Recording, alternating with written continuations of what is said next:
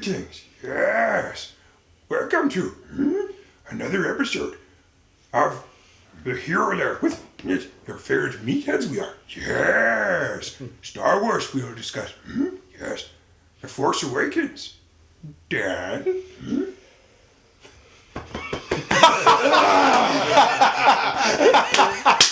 Subscribe. We should say spoilers before all of this. It's a spoiler. What's up, everybody? We all saw Star Wars.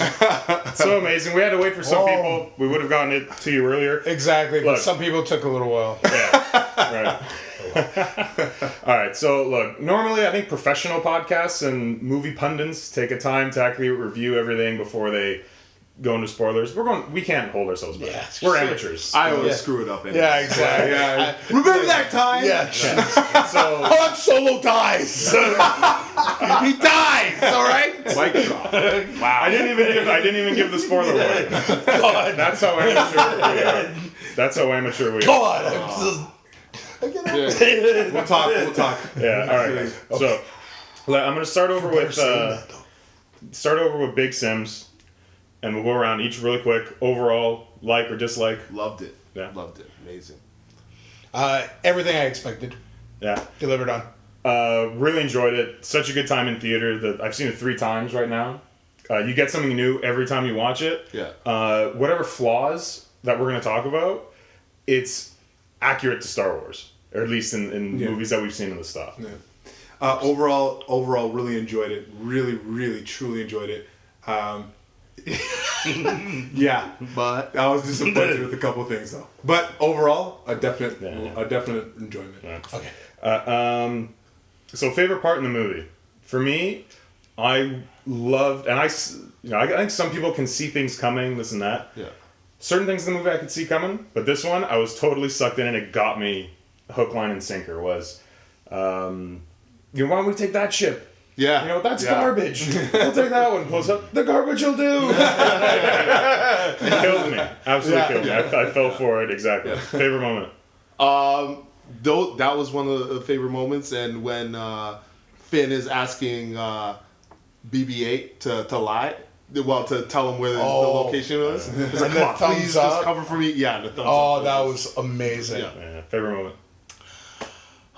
There's so many good spots. Like it's really hard to just pick one. Like that one was really great with the Falcon reveal. Probably my favorite part was when Han kind of goes off into the distance and just turns around and goes, "It's all true." Yeah. That part I was just like, Yeah. I remember. I was like, oh man, yes. I mean, me and Mario saw it opening night, maybe like the second o'clock, or not the second showing of the night. So it was like a 10 p.m.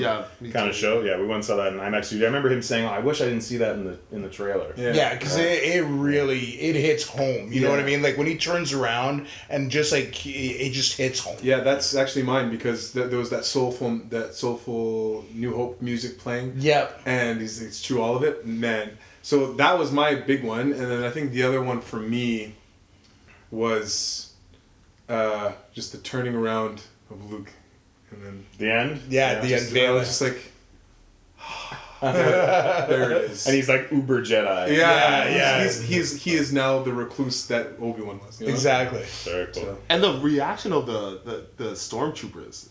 The stormtroopers were hilarious in that. It's like, and when Kylo was going nuts. Actually, it's like, well, let's go home. The whole movie has that tone. Yeah. Right? And they set it off really well at the beginning. Because it starts off really dark, and Kylo Ren establishes himself as a fucking badass, where he stops the blaster laser. Jeez, that was so smart. Yeah. And then Poe Dameron, just breaks the ice completely and shows us what kind of movie we're gonna have. Yeah. Dude, I can't understand all this. Yeah. Who talks first?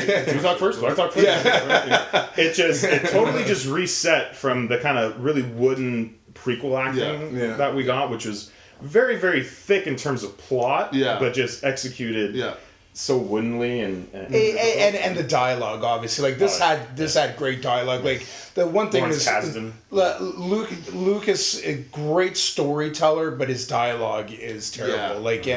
And we've all seen it in the prequels. Was just I suffered through like episode 2 with the love story between Amidala. I just wanted to swallow the gun. If I had a blaster, he never teaches me anything. He has holding me, baby, holding me back. Big Sims, favorite character, new or old, but in this movie, in Force Awakens. I like Finn. I like BB-8. Mm-hmm. I like who is a pilot again? Poe Dameron. Poe Dameron. Yeah. Mara?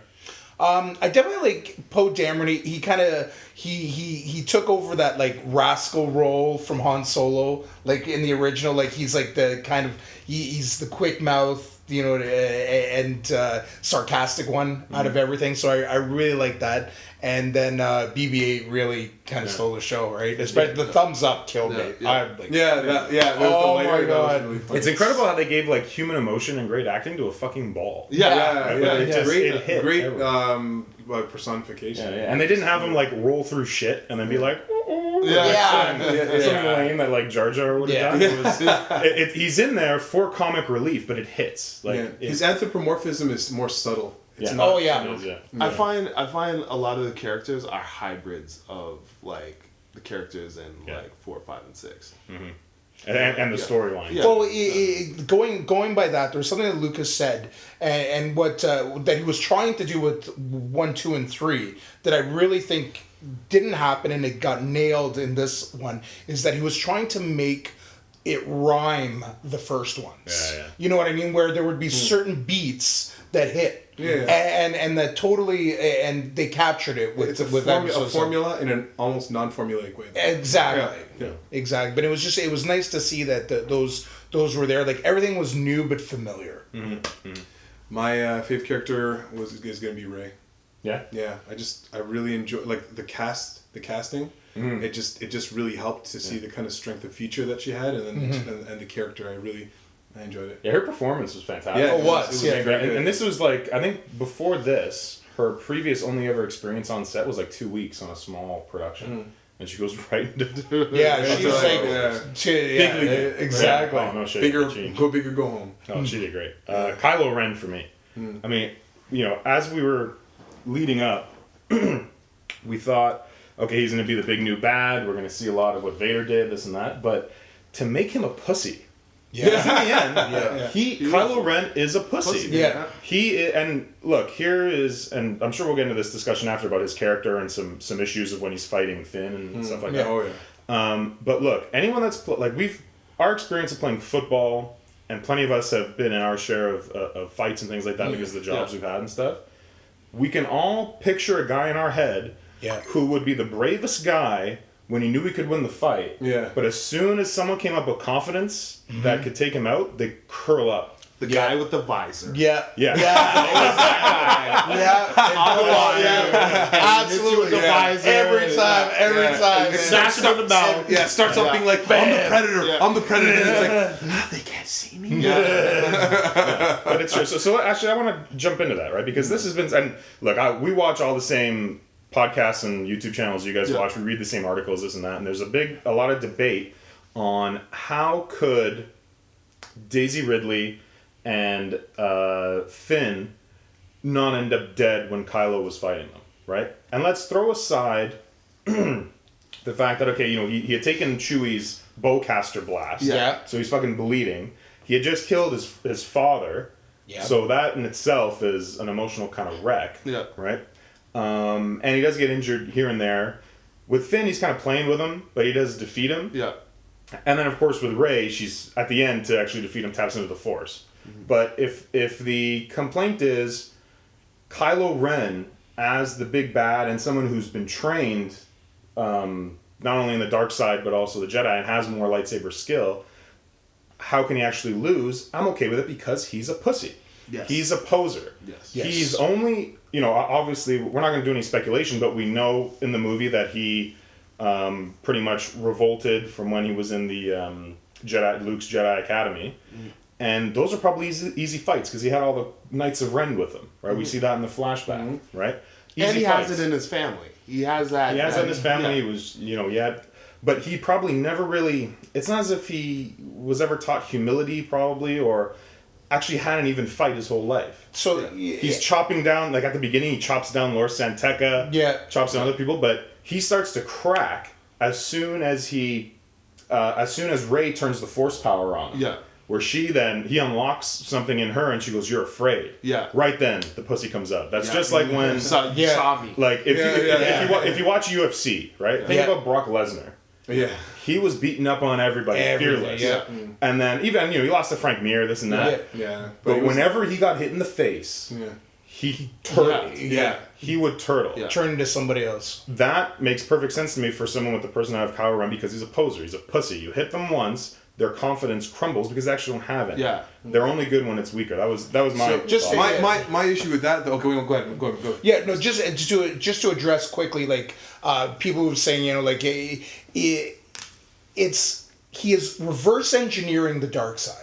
He doesn't we don't know too much about the master or whoever. About Snoke? Yeah. We don't know enough about Snoke, and we don't know how much he taps into the dark side. But from what you see of Kylo Ren himself, he's reverse engineering it through Darth Vader. Through what he's learning of Darth Vader, he's trying to capture as much information as possible. So, does he have ultimate Force power and thing, or is he just tapping into a couple of things? It's just like you talked about UFC, and when you're training jiu-jitsu or something like that, you might know a cool submission, but unless you and you might be able to capture it quickly, just like he captured it at the beginning with pausing the blast. Yeah. But if you don't know all your positioning, you're not going to capture that all the time. Yeah. And that's kind of what happens with him. It's he doesn't have the basics of the dark side or the light side because he broke from that early as well. So he's too disjointed, and it's what happens, I guess, with a lot of people today is they try to take shortcuts. They're taking shortcuts into fighting styles or this thing or that thing. They're trying to do life hacks and all these things, and they just don't get the basic information. So when something goes wrong, they get lost because they're only used to doing it one way. You know what it reminds me of? He's a Tommy Gunn. He's Tommy Gunn. He gets he's learning how to be a Jedi, and all of a sudden this recruiter comes and is like, "Hey, you should be better. You're better than these guys. I am better than these guys." and he fucking betrays them, and he goes over here, and he's the man over here, but because he hasn't been tested, and then somebody hits him in the fucking mouth, and it's like, whoa, then everyone's yeah, changes. exactly. Great. And then Rey goes, "My fight's outside." You were going to chime in? Yeah. Well, I mean, I think he does rebel against Luke Skywalker, so there should have been a point where he was tested, but we'll save that for another time because that's a bit more speculation. Yeah. I would have been okay with the whole end, because I love the entire movie except for the things that were an issue with me was the combat at the end, because you establish Kylo Ren as this badass. We've never seen. We've seen blasters deflected and so on, and Vader's the only one who's done it without a lightsaber, and that's because he has special gauntlets from whatever king he destroyed and got those gauntlets from whatever the lore states. But Kylo Ren freezes a blaster bolt in the air. Not only does he do it for a little bit, he then, when you're talking about this an episode of control, he demonstrates something entirely different. He then has an entire interrogation with Poe, while that blaster is still being held, very casually, speaking with Poe, whatever. And so that demonstrates regardless of if because we know he's not fully trained, but regardless, that shows a great amount of training to have that kind of concentration and power in the Force, to be able to do that. And he then he finishes the interrogation. As he's walking off, he just then decides to let the bolt go. So he has very masterful control of the Force, regardless if he's not he's not finely tuned yet. Yeah. And then Snoke even says, at the end of the movie, he's bring Kylo to me, I'll finish his training. Exactly. So he has been trained by Snoke because he hasn't finished his training. He has been trained by Snoke, and he has been trained by Luke. Right. He knows stuff. given that amount of training and given that, you know, he has the Skywalker Force in him because of Leia, a stormtrooper that picks up a weapon and goes after him, no, that's going to be that whole battle that was like, no, this would be the extent of the battle. Okay, you're Finn, not because you're black, it's just because I'm looking at you.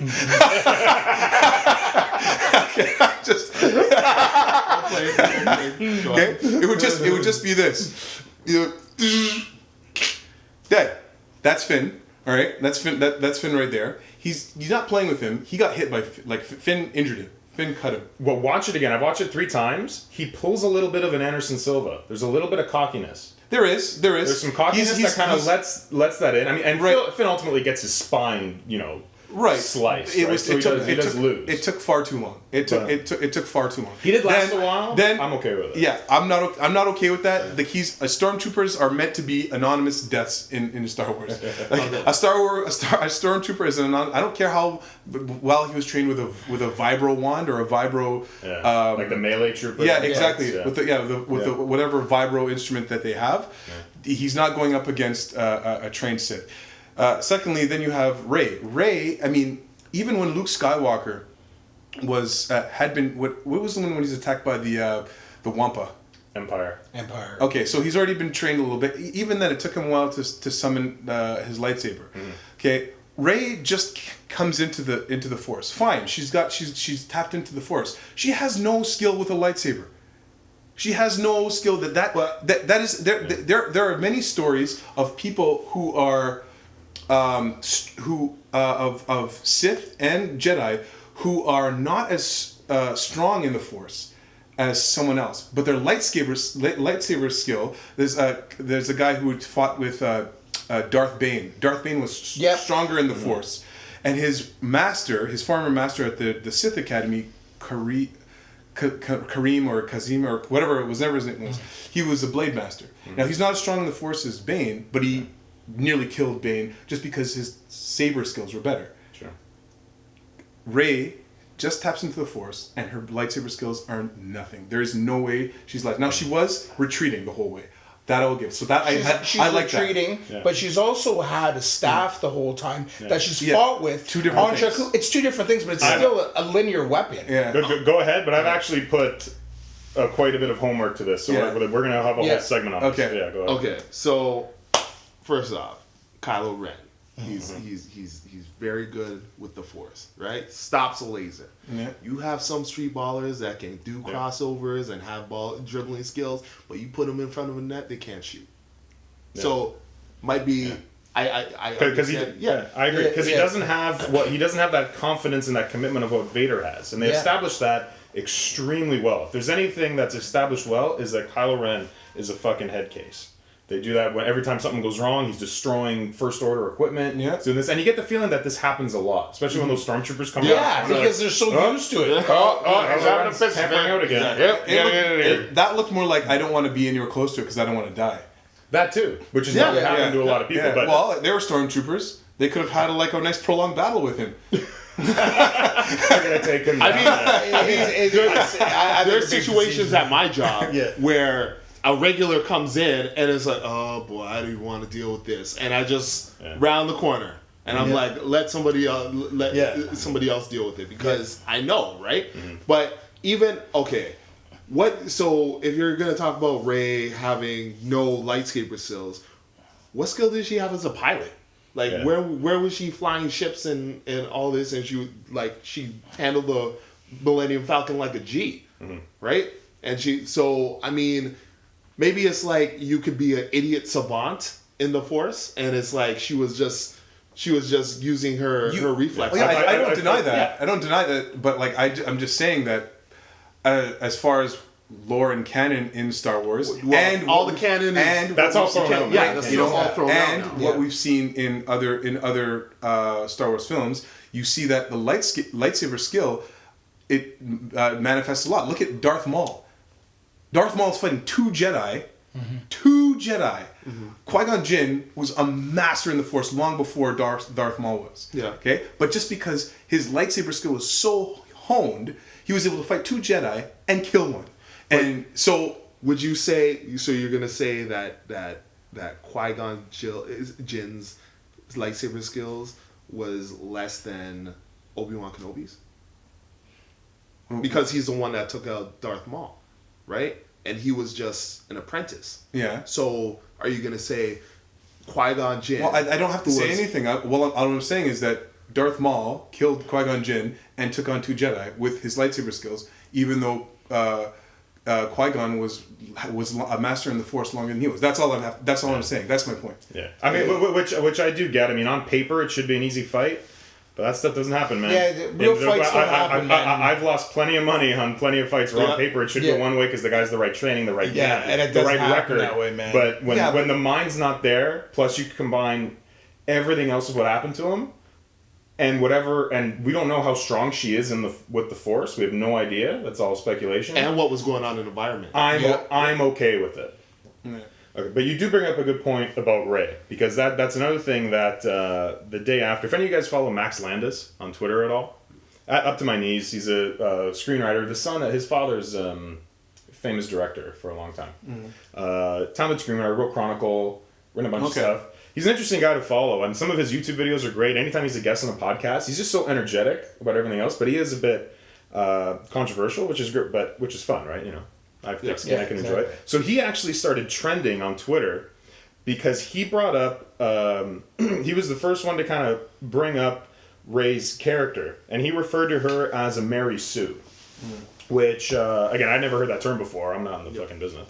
But he's saying a Mary Sue is someone like Master Chief in Halo, or like what John McClane has become in these terrible new Die Hard movies, or like Arnold in Commando, right? Does everything well. Yeah. Not really in danger, this and that. Yeah. So, and then he was getting some flack, but I can see where he's coming from in some, and on others I disagree. So I've kind of put together a list, and we'll see what you guys think, all right? So the question is, Rey, is she too good at everything? All right? So here's the list that I came up with. Quiet, everybody.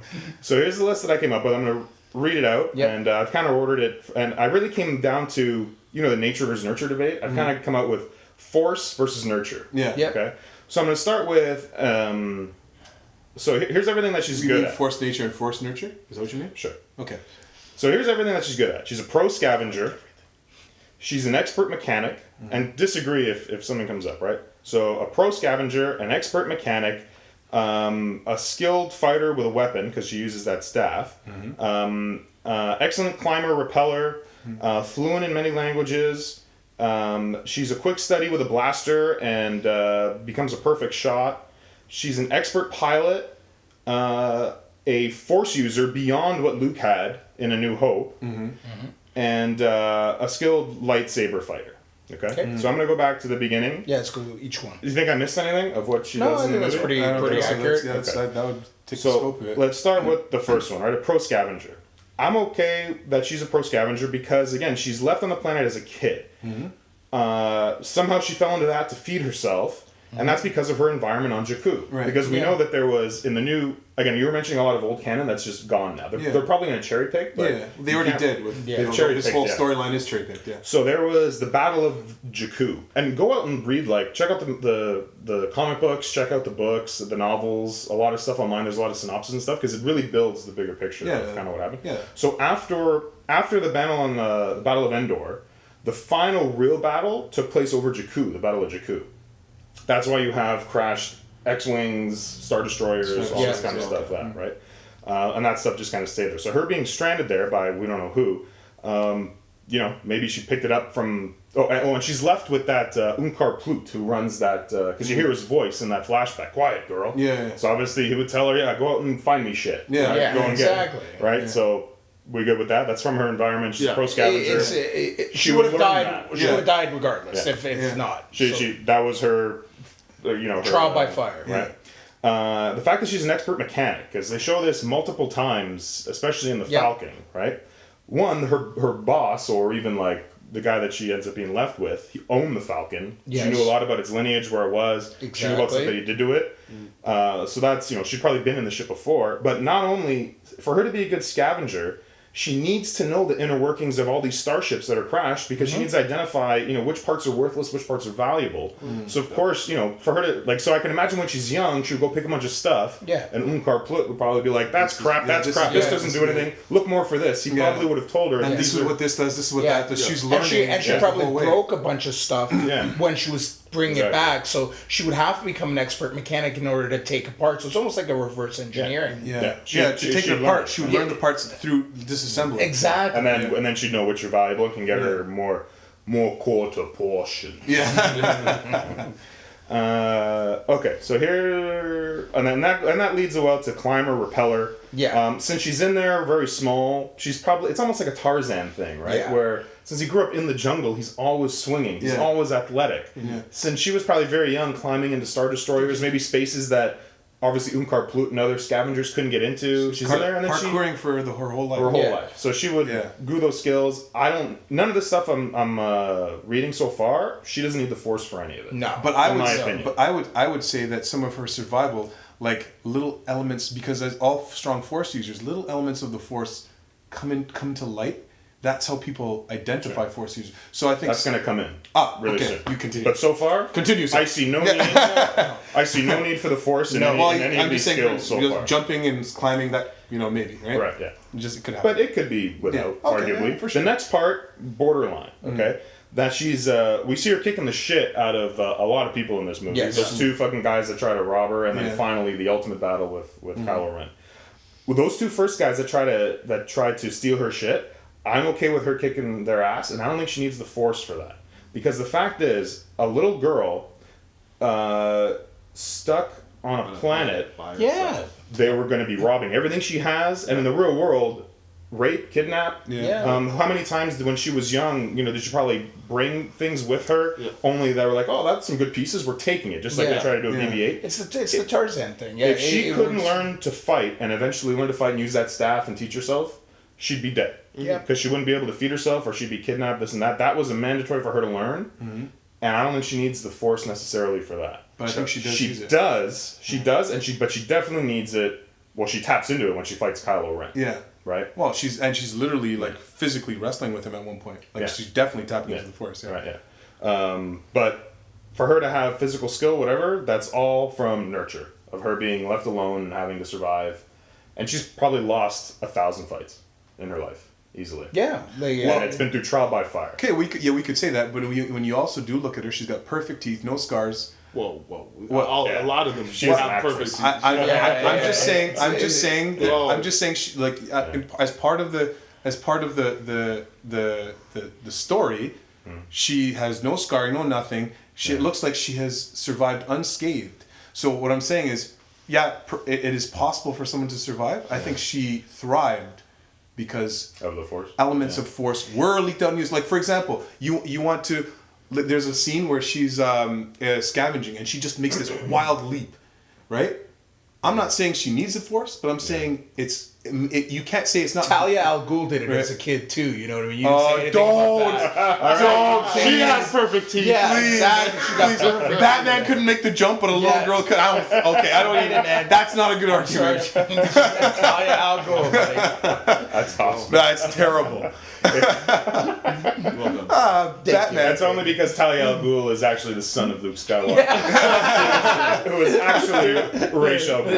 No, but I think these things are all, you do make up a good point. These things are all possible, but I think she thrived as well as she did because, like, that's the whole thing they're trying to promote in this story is that the Force for her is bubbling at the surface already. For her, it's already it's emanating from her in times of need. That's fair enough. Yeah, and even other places. Whereas, that's a good point. You bring up a good point that she doesn't have scars and stuff like that because maybe someone who didn't have the Force could maybe reach the same level of these things that I've been reaching, but they would have taken a bigger beating. They wouldn't have the same success. And we know she's just emanated. The movie's about her. Yeah, Force Awakens.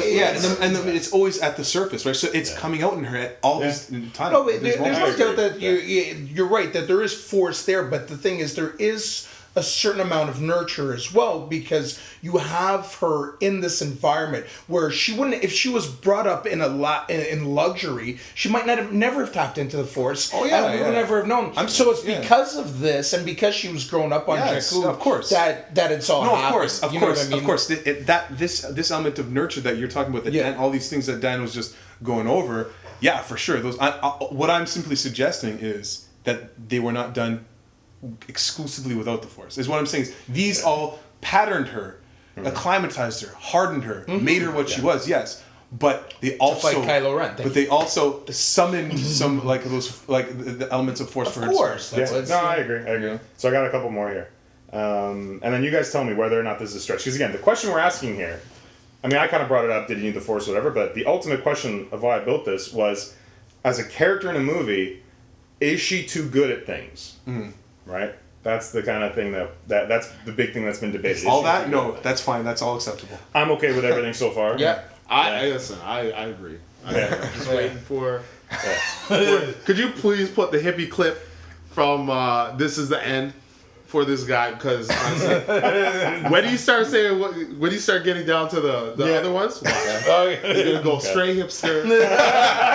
Hippie, almond milk drinking motherfucker. Almond milk. Would you like an almond milk latte? Unsweetened. Yeah. Almond milk is delicious. Stay on target. Stay on target. She's fluent in multiple languages. So I go back and forth on this, right? So because they established she can understand BB-8. She's obviously talking in multiple languages to that whatever that one creature thing was that was trying to kidnap BB-8 in the first place. The Robo Jawa. Right, and she can talk to Chewie, and which I thought everybody could understand them. Finn is the first character, I think, that I've come across in Star Wars that was like, you can understand that thing? Right? And he even goes, you speak droid? So he's amazed that she can understand all this, right? Which is kind of the first time that happened. Obviously, there's a lot. She's exposed to multiple languages from a young age, and obviously kids can naturally absorb languages much quicker. The one that it's a stretch, and I guess you got to rely on the Force for it, is, for all we know, Chewie might be the first Wookiee she's ever met. And I'm doing some speculation here, but name any other movie other than like the Star Wars Christmas special and Revenge of the Sith that we've seen other Wookiees. And that was all on Kashyyyk. I've never seen Wookiees ever anywhere else. So it's speculation, but... It is speculation. It's hard to say, right? Because it's such a... but Yoda understood them on Kashyyyk. You know what I mean? Like, there was other... Like, he was 900 years old. He was 900 years old. Yeah, it's tough to say. Yeah. It's tough to say, but, like, I can't see him being the only Wookiee out there. Yes, you're right. We haven't seen him in other films, but it's a vast universe. Like, it's too... And there's always that legend of the Wookiee, like, pulling people's arms off and I guess, okay. Right? So you're okay that she pretty much... There's not a language she runs into in the movie that she can't understand? I mean, she lives... the thing is, she lives by herself. Yeah. She lives in a remote outpost in the desert. Her interactions from day to day clearly are scavenge. Yeah. Go back in, get portions. Yeah. But it's all trade though. Like remember, it's a market. Yeah, exactly. So how many languages? But she goes to him. But she's also interacting in the market. That's true. No, you can't. That's can't true. say, No, what I'm the water. What I'm saying is, like, for her to I don't know. To be on it's a stretch for me. It's a stretch. I can see it. I can see it, but it's just a bit more of a stretch. It's more of a plot. I mean, sure you can say that plot convenience. It's so convenient because in the end they wanted her to take over the Millennium Falcon. Yeah. She at least needs to be able to interact with these things. Yeah. I think it's a stretch, and maybe the Force also acts as like the Star Trek universal things. language. Sure. But I mean, come on. Yeah. Okay, so there's the only time we've ever seen her with a blaster is when Han gives her one before they go to Maz Kanata's restaurant. And on subsequent viewings, she misses the first shot she takes once the First Order kind of storm the whole place. She misses the first shot, then like, oh, great. And then she does fiddle with it, so she fucks up with the safety. Yeah. But then she's hitting people. Yeah. Right? She's got the Force, so obviously that would, the same way Luke was able to turn off his thing. That's got to be Force. 100% Force. Yeah. Are you okay with it? You know what? I feel like I am. I feel like that. I think that's okay because like when you're in tune with the Force, you're in tune with what's in front of you. You can feel things around you, and you'd have a sense of what's before you. It's a very rudimentary task in the Force. It's just like it's you know what I mean. Just like it's eye-hand coordination. Exactly, hand-eye coordination, which is the basis of like Jedi training when you're just a youngling and you're like with the little laser pods. I think that's perfectly acceptable. It's a double thing too. It's like. Given her nurture in that, like I'm sure she found blasters. I'm sure and like that would probably like the girl's by herself all this time. She probably picked up a blaster and played target at one point or another too. So like there's chances. Like there's like you've got so much in that realm. Like I think that just by the way she grew up, it does explain so much of this with the help of the Force, but not only the Force. Well, she didn't even know how to. The safety lock, so I'm looking. But that's one I'm type looking of at blaster, her as being not too inclined. But that's one type of blaster, and it's not a blaster that you'd find. Have you ever seen that blaster before in any Star Wars? No. But every weapon is probably going to have a safety catch of some kind. I don't see like it hasn't worked in any of the other ones. All the other ones I don't have safety. They don't have safety.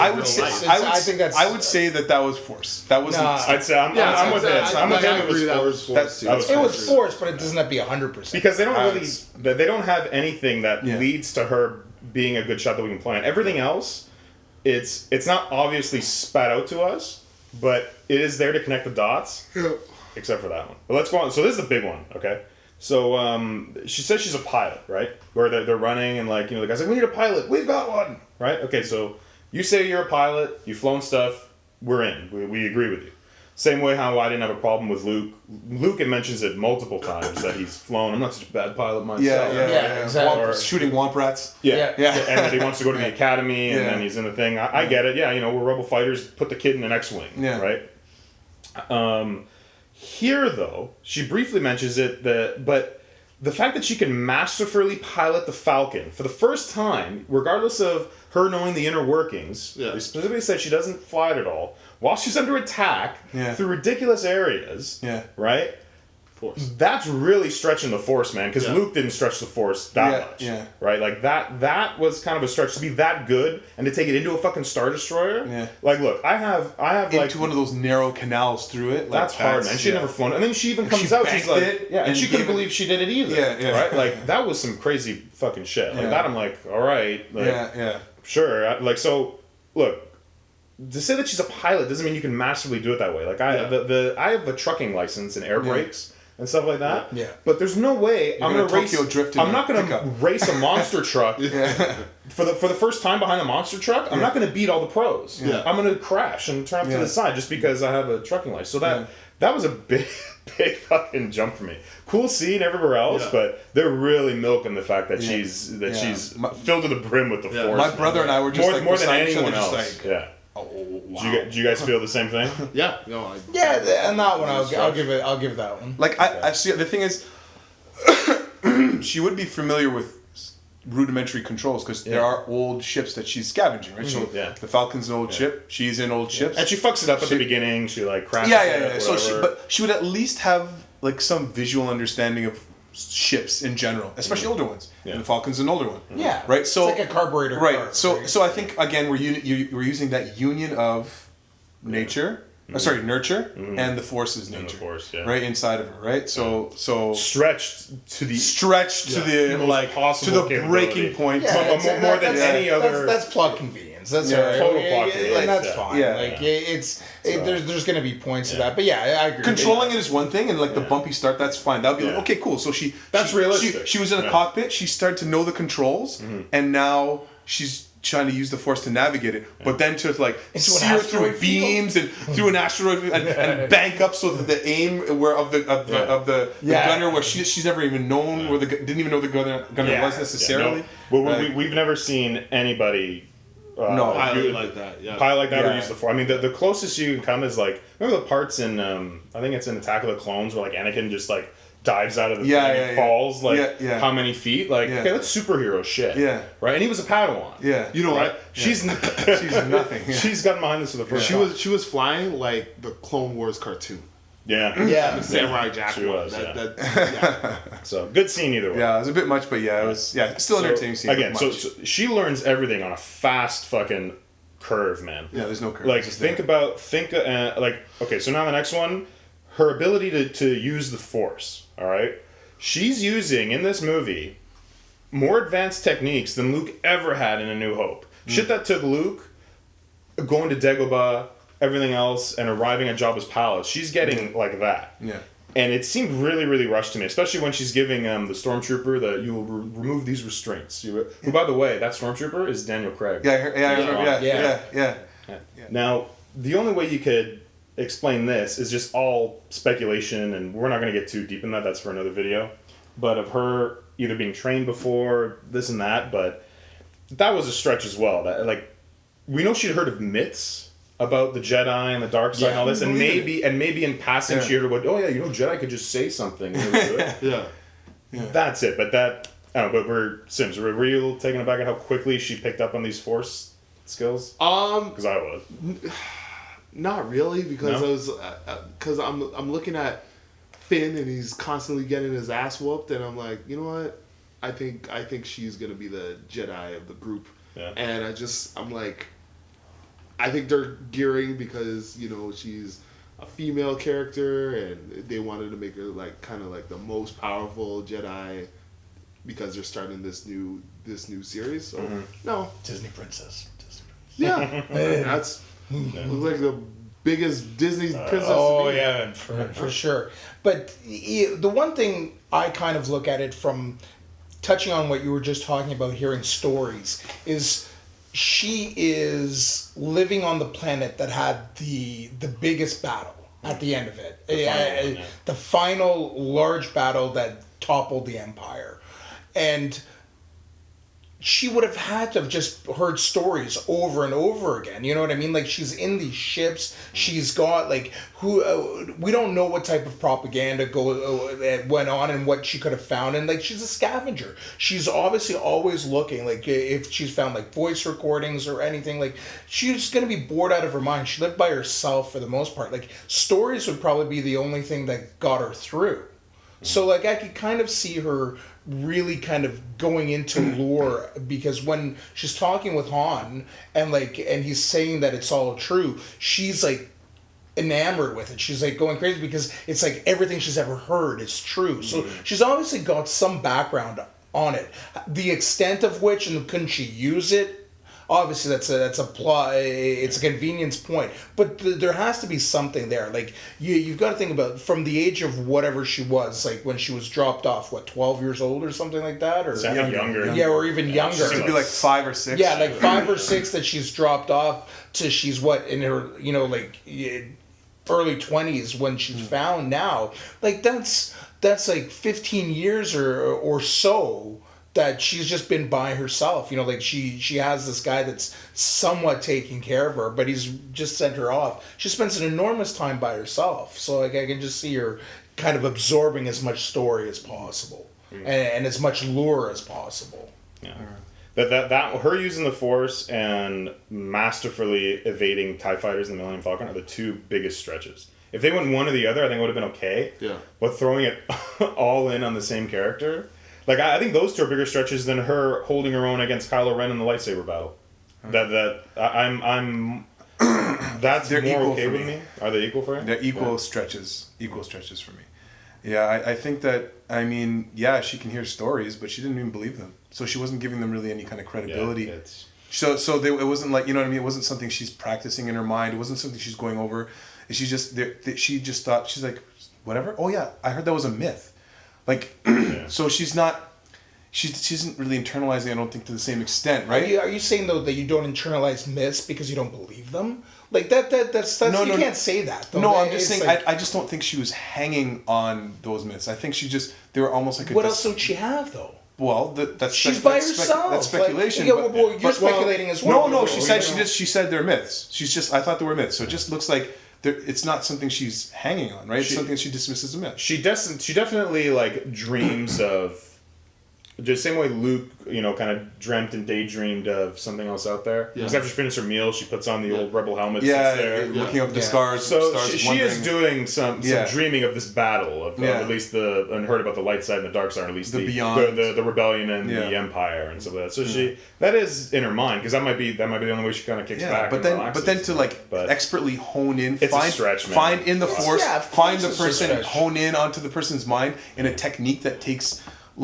years and years it's a for sure. The only thing is I think she could have heard about it. I don't think that could she have mastered it. No, that's of course she could have heard about it. Yeah, of course. Okay. Still a great character, though. Great performance. Oh man, really excited to see. She's my favorite character. She's my favorite character. She's really, awesome. really great. Yeah, so. they did great casting, great character role. But I do hope that there's episode 8 brings a little bit more explanation into some things, especially in her background. But we'll get into that in our speculation video. Yeah. So least favorite moment for me, I could have done without that the Rathtar scene on Han Solo's freighter. Oh god! Just like the CGI and everything's a fucking squid monster. Why is every monster like a squid monster? Oh man! It was good to see him interact, and that was really just kind of to get more time with Han, especially since it was going to be the last movie that we have of him. But I could have done with the whole thing. I mean, the CGI was... but what a waste of the 2 characters from the raid. Yeah. The biggest waste. I thought they were going to be... Sith. I thought they were going to be the Knights of Ren. I thought the Knights of Ren were going to be the rest of the raid. And they do nothing. Yeah, so that was least favorite scene in the movie. Yeah. For you? Something different? No, yeah. No. You know what? Actually, when they reached what was that woman's Maz name? Kanata? Yeah.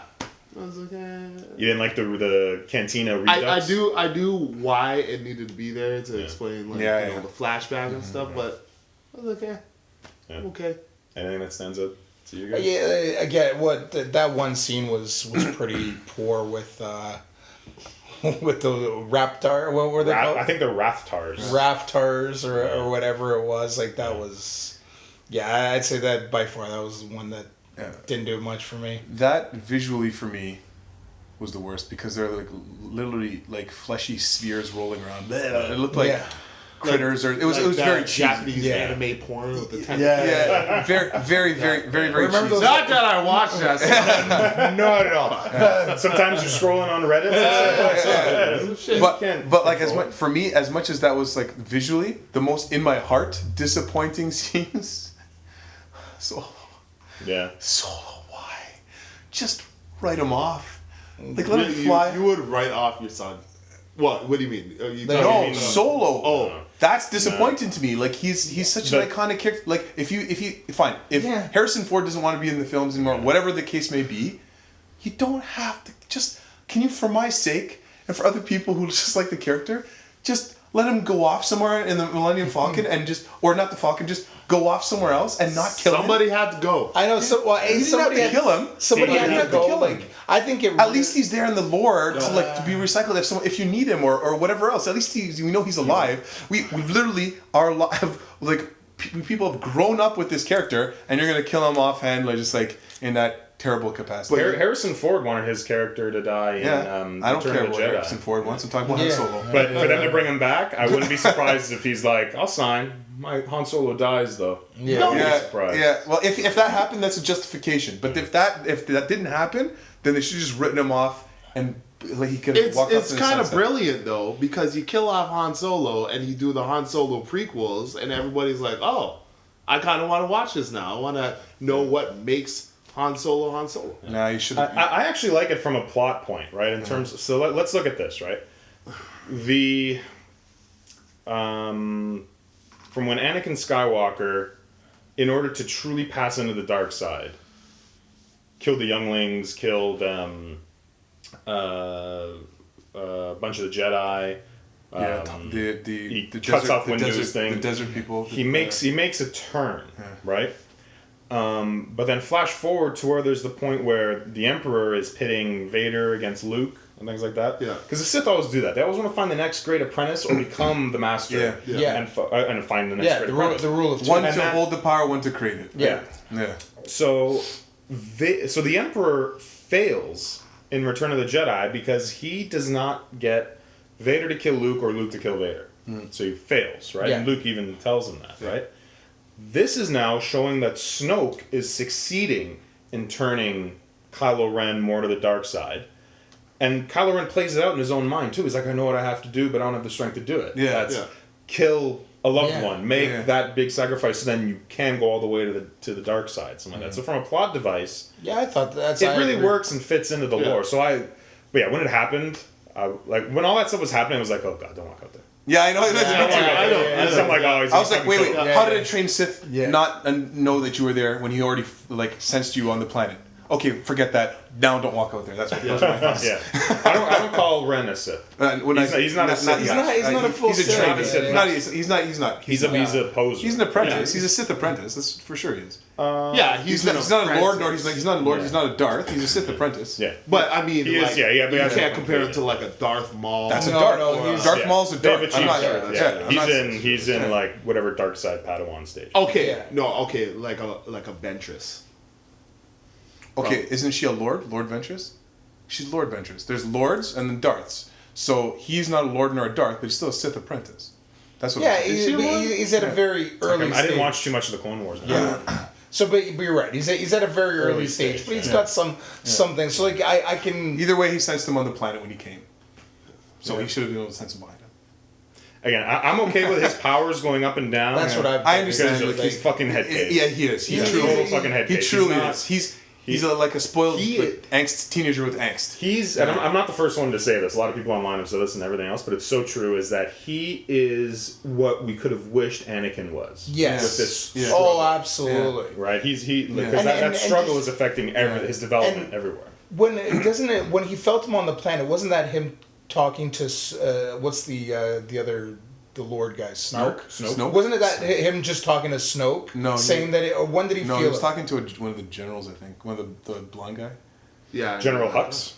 Maybe. I'm not sure. There were a bunch of blonde, redheaded guys in there. I have no idea which one. Hux was the main one who did like the big like Nazi speech. Yeah. Might have been Hux. I don't know. Then they did. I don't like where this is going. Yeah. I was a black stormtrooper right there. I gotta get off this. I gotta go. I can't go back. I can't go back, guys. Why? Because he's a stormtrooper? Yeah. Because the atrocities. Yeah. And I'm circumcised. Yeah. Oh God. He was a Druish prince. Oh my God. Spaceballs. Yes. Spaceballs. Yeah, we can't My wait for. Schwartz is bigger than yours. Hopefully they make Spaceballs 2: The Search for More Money. Yeah. It was a sad part of him going, but at least then they could have built it up a little bit better because we didn't get any. Because before that, the only time we saw is Han looking at Kylo Ren, Ben Solo. Yeah. From far away when he's carrying Rey onto the ship. It would have been great to have some interaction before and then that be the payoff. Yeah, some kind that was the of first emotional time closure there to and maybe even a bit more from just to see where it brings Ben. Yeah. Because we're just like, I can't do it. Mm-hmm.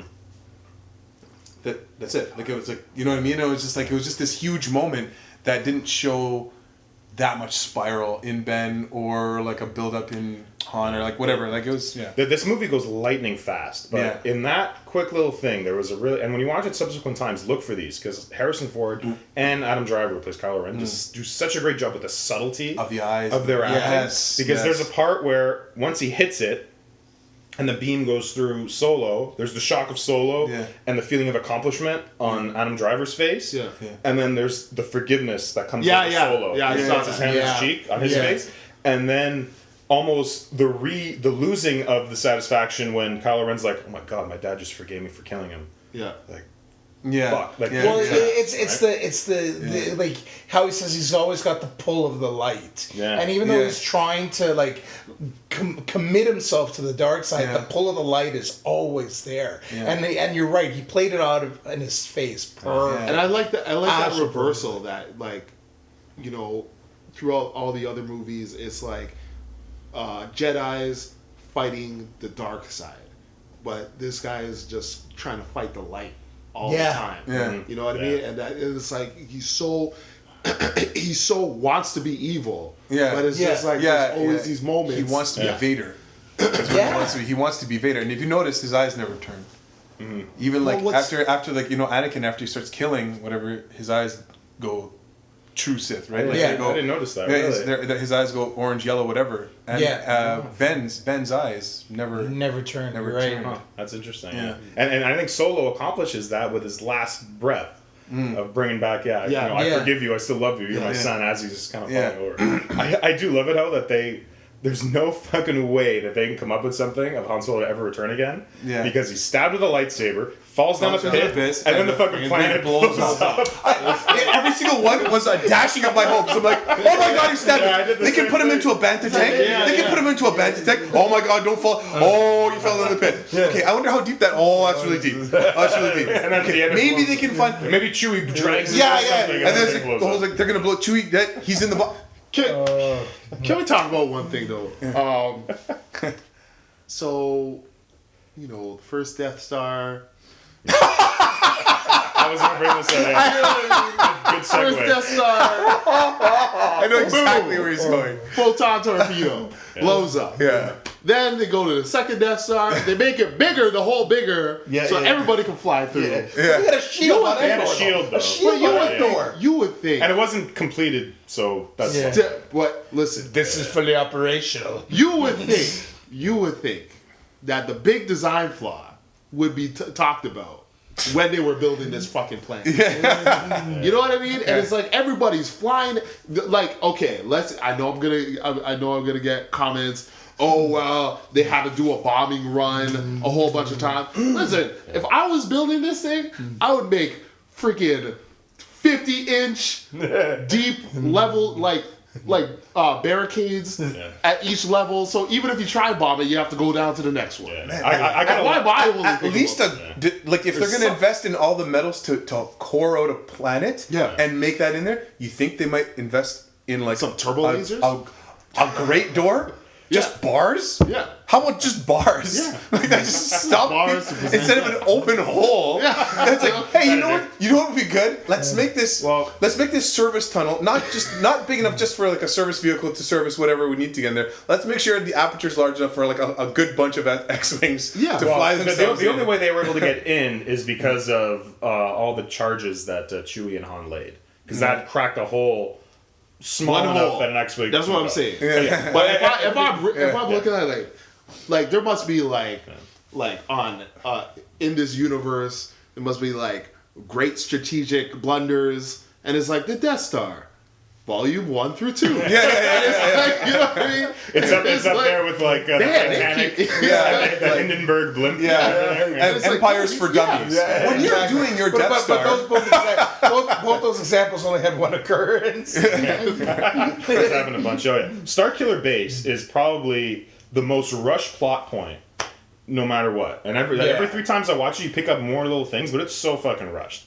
Right from even how it works, right? Like, because it pulls energy from the sun and then blasts it out. But after you pull it, there's where other suns are there to fuel up. You just destroyed the planet. Doesn't move. Destroyed the whole solar system. Yeah. So you just killed it. So was it really only used for that one time? I do like how the only good thing about it is that they've to separate themselves from the prequels so much that they've eradicated the government. Because they eradicate the New Republic. Yeah. So there's absolutely no Senate meetings that will ever go on in any of these, because all those 5 planets of the New Republic are fucking destroyed. Yeah. So they've literally killed every politician. And how is this laser? All Gungans are gone. This is like going straight to What the hell is that? Yeah. Is it a laser, or is it like a bunch of missiles? Because it turned from a beam into like gigantic charged particles that had heat-seeking capability. There's really quick throwaway lines when everyone in the Resistance is around that panel board, and they go really quick. But they're like,